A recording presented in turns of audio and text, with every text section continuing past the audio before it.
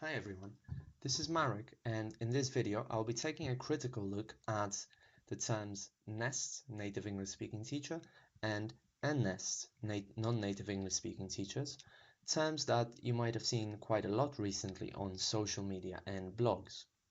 If you look in a dictionary, you'll probably get a definition of native speaker, which will say something like a native speaker is somebody who speaks a language as their mother tongue or as the first language. Pretty simple and common sense, right? However, in ELT, things start to get much more complicated. I think probably because there's a lot of, and there has always been, a lot of privilege and power associated with being a native English speaker. So the answer to the question, who is a native English speaker, is much more complicated than you might think, judging by that dictionary definition. For example, would this person be a native English speaker? I think yes, definitely yes. But in ELT, if they were to look for a job in certain countries, such as, for example, Korea or Japan, they might face quite a lot of racial discrimination because being a native English speaker in those countries is very frequently associated with being white and Western looking. Similarly here, India is not classified as a native English speaking country, even though there are quite a lot of native English speakers there. So even though this person might be completely proficient in English, they would find it quite difficult to find a job in ELT because they would be treated as a non-native English speaking teacher. And do you remain a native speaker for the rest of your life? Or do you switch in between different identities depending on where you live and what other languages you speak? And also, a lot of families now are multilingual, with parents coming from different countries and also living in a third country. So the children are brought up bi or multilingually. Are they a native speaker? And can you become a native speaker by the virtue of your complete proficiency in a language? Why or why not? And another thing to think about is that English is an incredibly diverse language. It is an official language of more than 50 sovereign states. However, in ELT, only 6 countries are treated as native English speaking countries. And these countries here are in dark blue.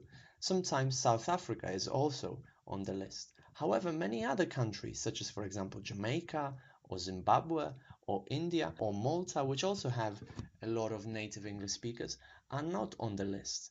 So we can see here already that there's quite a lot of prejudice and stereotype and I think bias, because why should Australia be on the list of native English speaking countries but not Jamaica? If English in Jamaica has a very long history, much longer actually than in Australia or New Zealand. There's no objective reason why India should not be on the list of native English speaking countries, but Canada be there, even though many people in Canada, in Quebec, don't speak English as the first language.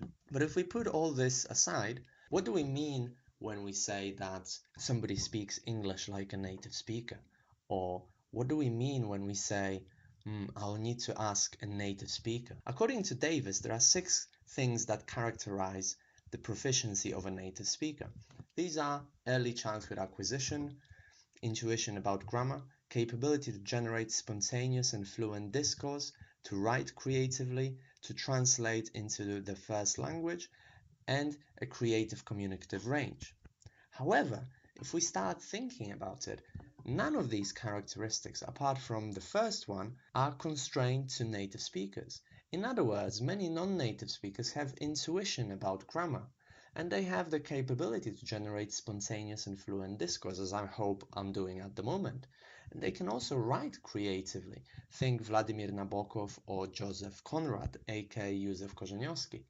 And some can also translate into the L2 into English, and many have a creative communicative range. So it would seem that a question who is a native speaker boils down to early childhood acquisition. But what is it that a child acquires?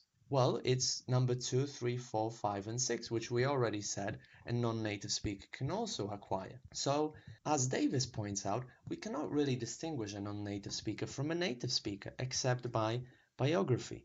Mother tongue is not gender, is not given from the womb, it is classically social, just as culture is. So there are other factors at play that can, I think, lead to also a lot of discrimination and stereotyping and prejudices. First, a native speaker needs to affiliate with the native speaker group.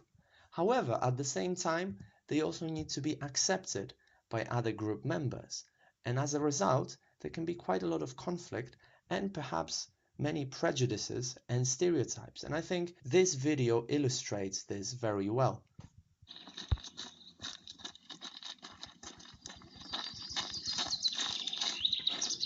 Hi there. Hi. Nice day, huh? Yeah, finally, right?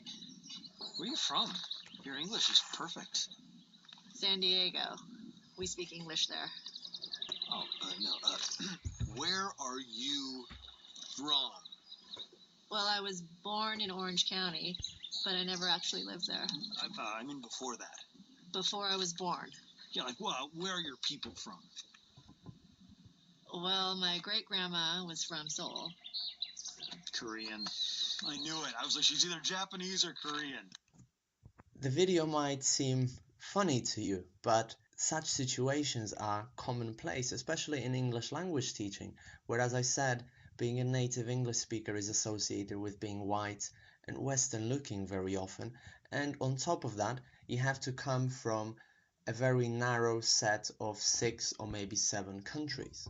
And some of the problems with the two labels are that they are subjective and divisive. They are also very simplistic and dichotomous, because I think for a lot of us who speak many different languages, it's very difficult to think of ourselves in these binary terms, native or non-native speakers. And they are assumed to be fixed straight, but your identity is never fixed. It continuously changes and evolves, especially as you're learning other languages and as you're switching in between languages, moving to other countries, and teaching other languages. And also, the problem is that the non bears negative connotations, while the NEST, the native English speaker, has been idealized as the ideal teacher, ideal model of language, ideal model of unaccented and perfect pronunciation, and so on. Also, as I think I've shown you so far, very often who is a native English speaker is based on stereotypes and prejudices. And these two terms can be used to discriminate individuals. And I think very importantly, there are absolutely irrelevant recruitment criteria for English language teaching. And I think very often they can decrease the value of professionalism in our industry, because what happens is that people get hired solely for being a native English speaker. So they obscure the value of teaching skills, qualifications, and experience. As a result, people have proposed alternative terms, and I think it's high time in ELT we started using these terms, especially in job ads and in professional ELT discourse. Terms such as expert user, proficient or competent user, L1, L2 user, bi, mono, multilingual English user, or simply a qualified English teacher. As I said, being a native English speaker is really irrelevant here. And when it isn't possible, I think Adrian Holiday's suggestion to use the native and non-native speakers in inverted commas to show that they are subjective and often based on prejudice, I think it's also a very good suggestion. So if you're interested in further exploring this issue, then take a look at my online teacher training courses. The course Going Beyond the Native Speaker Model in ELT explores these issues in much more detail, and you can find it on teflequity.com/teacher training. So take a look at that if you're interested. And I think ultimately, I hope that these two terms might finally become irrelevant and disappear from job ads and from professional ELT discourse, whether you're a native or non-native speaker. Let's unite against discrimination, build bridges, not moats, and work together towards professional equality in ELT. So if you want to get in touch, here are my contact details, and as I said, the training courses that I run can be found on teflequityadvocates.com/training courses and also on teflequitycourses.teachable.com. So thanks a lot for listening, and thanks a lot to Rob Howard and EFL Talks for giving me the chance to give this talk.